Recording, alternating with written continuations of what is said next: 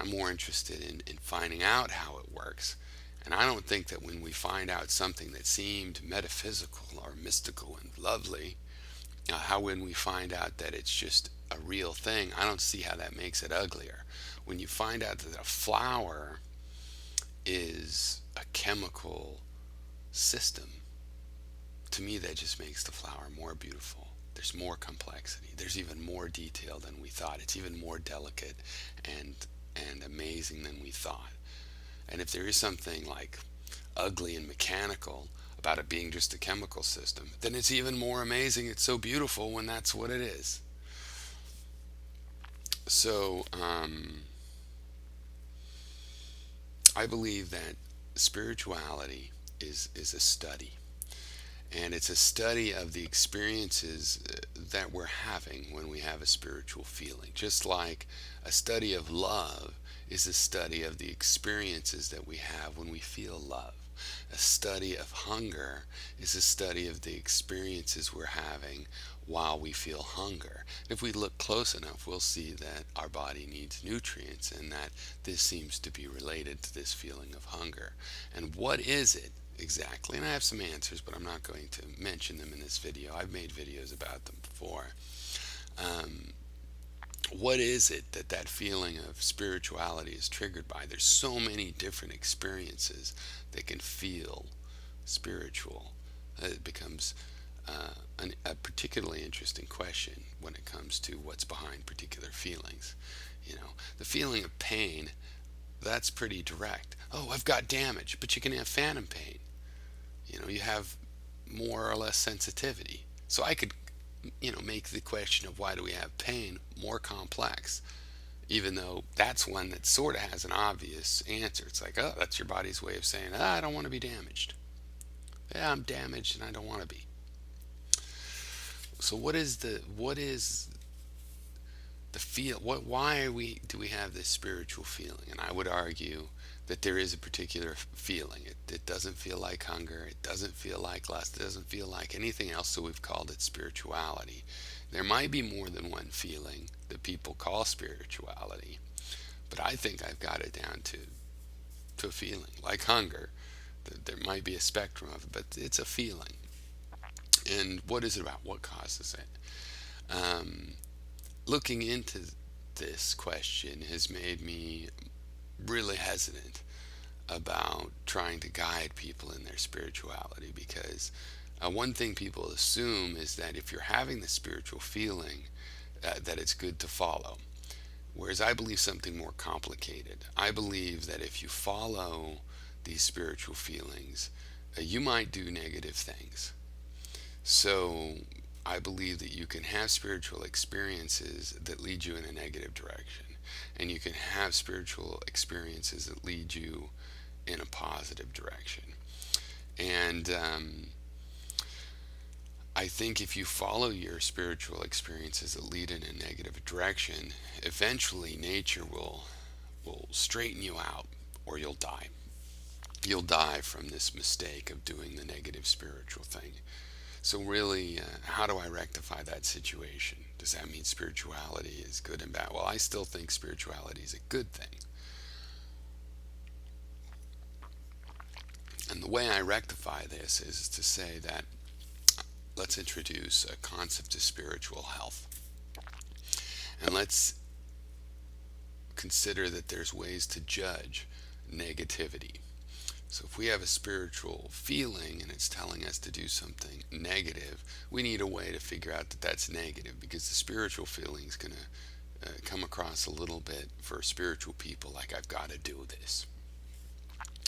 But if your spiritual feeling tells you that you should go on a war of genocide, I think there's some material ramifications.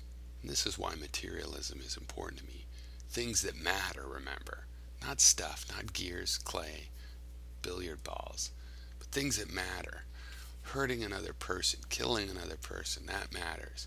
If you had a spiritual experience that said, oh, I got to go do a mass murder, you can use your brain to see the negative consequences of that and realize I'm not spiritually healthy. So I introduce a concept of spiritual health.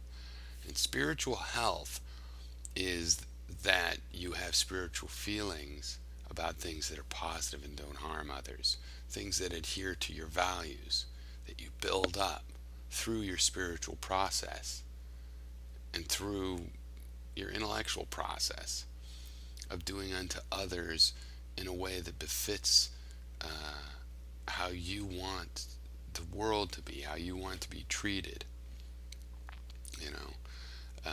Which in my case, as a relativist, includes, well, I want to be treated with respect to my individual characteristics, right? So if I want to be given, chocolate cake, that doesn't mean I give chocolate cake to other people, because everybody loves a different flavor of cake.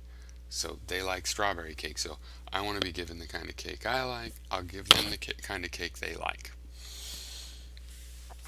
All right. So there's a couple things in this spiritual process of mine that I have come to accept. And I think they're difficult for people to accept, but they lead to spiritual health, meaning that they help me have spiritual feelings that lead me to do the more rather than less positive things in my life, and less negative rather than more negative, right? Um, One of them is mortality. I accept mortality. I think a lot of spiritual disease comes from judging things relative to mortality. Like, who wants a good experience? If it can't last forever, who wants it? It's no good, right? So I consider accepting mortality an important thing for spiritual health. Um, I have accepted representationalism, right? I don't believe anything is direct. There is, light speed isn't even instant. When I was a kid, I remember finding out light didn't move instantly, because I thought about those things before I found out the physics. So I have a sense of what it's like to what light isn't instant. I thought it was instant. You could tell sound wasn't instant because you see a flash of lightning and then the sound comes later, and that's kind of like a hint. Okay, sound is like second to the party. It's pretty fast. And so I don't believe in any instantaneous stuff, and I don't want anything instantaneous. And if you follow that thread, you'll find that means you don't get anything direct. Everything travels to you. If it's right here, it travels to you. If it's already in my eyeball, it travels to the brain. If it's in the brain, it travels around the brain. And what this means is you never get direct information and so-called truth. If your idea of truth is that it's direct from the source, then you're never going to get that kind of truth. So all truth is representational. So if somebody paints a portrait of you, it's a true representation of you. If it maps, like in mathematical concepts, if it maps to you yourself, from a particular angle type thing, right? It's not getting the back of your head, or maybe it's a portrait of the back of your head and it's not getting the front of your face. But whatever, however it's arranged, even if it's a three-dimensional portrait and has the front and back, I've accepted representationalism and representational definitions for the word truth. Absolute adherence, absolute direct information, to me, is spiritually unhealthy. Believing in that leads to having spiritual thoughts that lead us to negative actions. And again, that's unique to my view of spirituality, right? Most people are like, I'll teach you on a spiritual path. And as soon as you're there, you have these spiritual feelings, and maybe you're blissing out and everything you do is good and you can just be confident in it. Well, I don't find that to be the case, right? If you're spiritually unhealthy, then your spiritual feelings lead you into unhealthy, negative actions that eventually will sort themselves out. Eventually, nature will slap you in the head, and like Hitler, you'll end up, on your wedding and on your honeymoon, on fire in a ditch, right? And maybe at that point, if you weren't dead, you'd be like, huh, maybe I should rethink this whole plan. Because part of it was a promise, a delusion. See, you can, but that doesn't mean that you didn't have that spiritual feeling, right? The spiritual feeling misfired, you could say, or it took the long route around. It took you as you were and told you, well, the next step is for you to learn a motherfucking lesson, right? So spirituality can be like, well, here's the next lesson for you. And I think the way we can skip a lot of lessons that can be made unnecessary is using this big brain we've got to figure out the negative things where you can, even at a primitive level, know, I don't want to hurt other people. And if you have this spiritual feeling in such a context that to act on would hurt other people, then you meditate. There's practices to straighten yourself out spiritually. Um, I believe, as an extension of this representationalism, that we have relativity. And relativity, in spite of what people seem to think, it has the word relationship in it. It doesn't mean we're isolated in that I got my own rules, whatever I think. No, it means that things are related. Okay, so relativity is so extreme that I have my own sense of time, and that's actually physical. My sense of time could be accurate and different from you. And we all know about general relativity if I'm going near light speed, and it might be more general than that. But but I can still look at our relationship like that you're going at a particular speed, and I can I can map into your system and into my system. But it's still relativity because your mapping into mine might show an opposite result. And the only way we would ever rectify them is to change the relationship, for example, to match our velocities.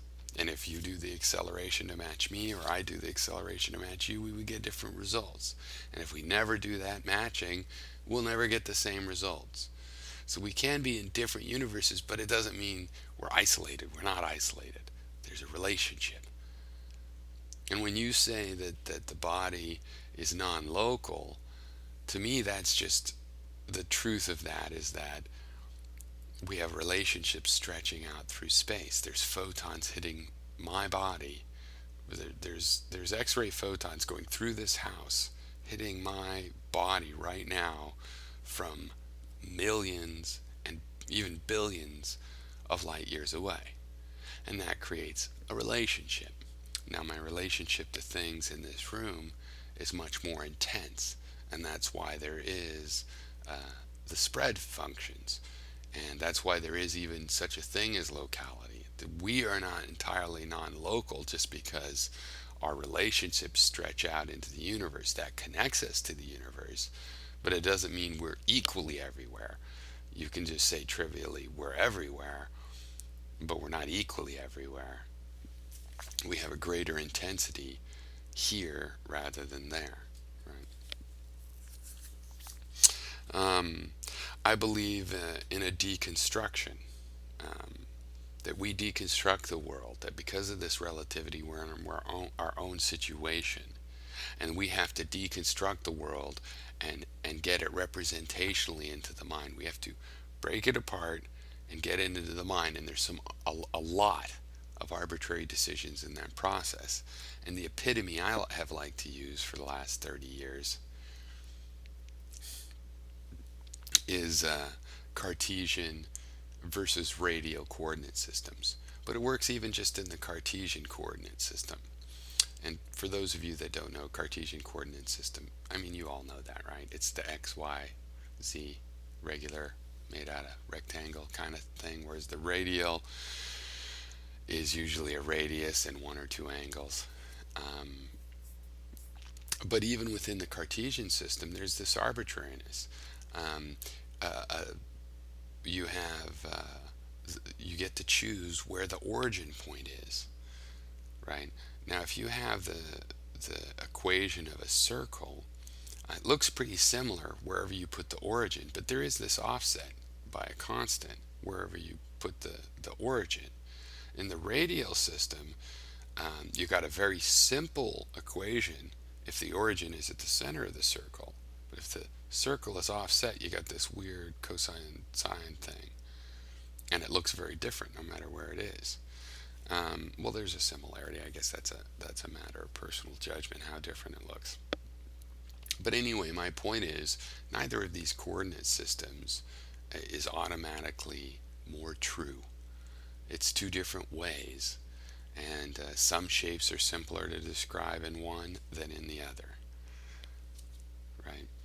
And which one you want to use is a matter of how you choose to deconstruct reality.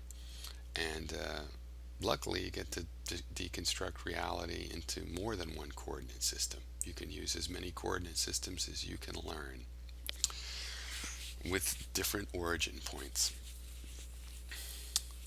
I've also accepted, and this is where the materialism starts to come in, embodied cognition. And that is just the idea that all of our thought is part of a body. This includes if the body spreads out into the whole. This includes even if the body truly is entirely non-local. Forgetting the spread function even. Excuse me. But I, of course, believe in the spread function.